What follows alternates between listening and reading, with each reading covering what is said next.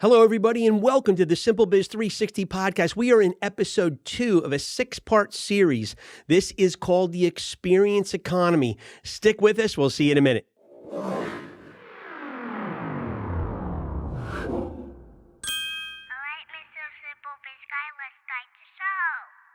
Hello, everybody. My name's Jeff Mason. I'm your host today on the SimpleBiz360 podcast. We are in episode 2 of a 6-part series honing in on the experience economy. You can find us on YouTube, Rumble TV, IGTV, and 28 audio platforms. So we thank you for being here, and we really are excited today to call this episode's called Embracing the Experience Economy. So the first episode was acknowledging, lasted a little bit more than 5 minutes. I assure you today is going to be just 5. But today we're really asking you to, now that you've acknowledged that there is this thing called the experience economy, now we have to embrace it and figure out how to prosper, figure out how to monetize in this, figure out how to be successful, figure out how to make our companies fit into this puzzle of the experience economy.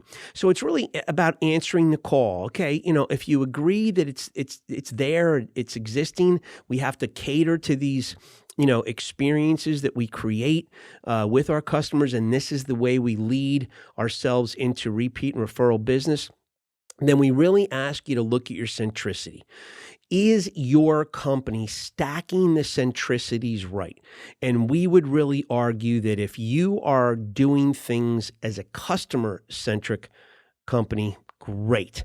You're on the right track. If you're doing things as a company-centric company, you may really want to, take that weekend at the cabin and think through this a little more. And what do I mean by that? Well, somebody was telling me a story about a public company recently that, they started out the annual meeting, and the CEO came out and he said, hey, thanks everybody for being here. And, we want to make sure this year that we do everything we can to make the shareholders happy.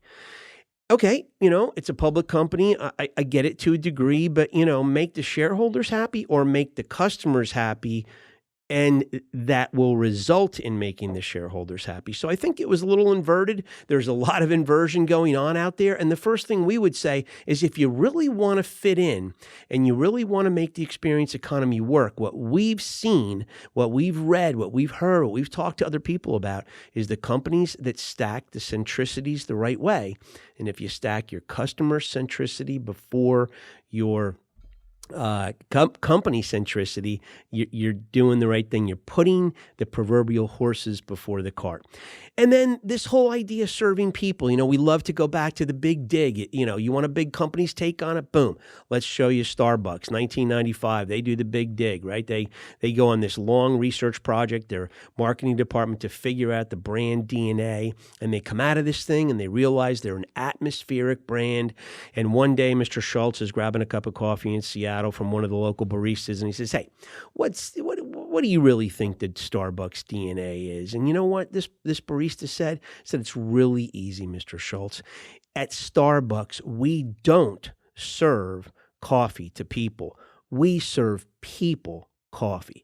So we're all in the serve people business. And if you can make that customer centricity stacked on top of the company centricity, right? So you're focused on the customer. And if you can see things the way the big dig resulted in seeing things, and this barista seeing things, right?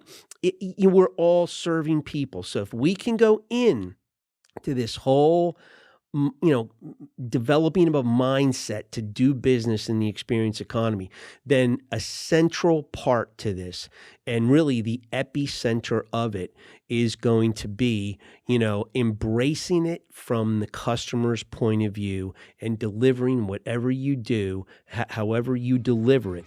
Do it in a way that aims at trying to create a good experience for them. Again, we mention, every time we talk about this, we're going to mention a song that kind of highlights the episode. You can kind of connect it in your own mind. So the first one was I Can See Clearly Now by Johnny Nash. Well, this is If You Do Things This Way, the Allman Brothers, Trouble No More. Their first album, right? 1969. Great tune, Trouble No More. We will see you for episode 3 of this 6-part series next week in 168 hours.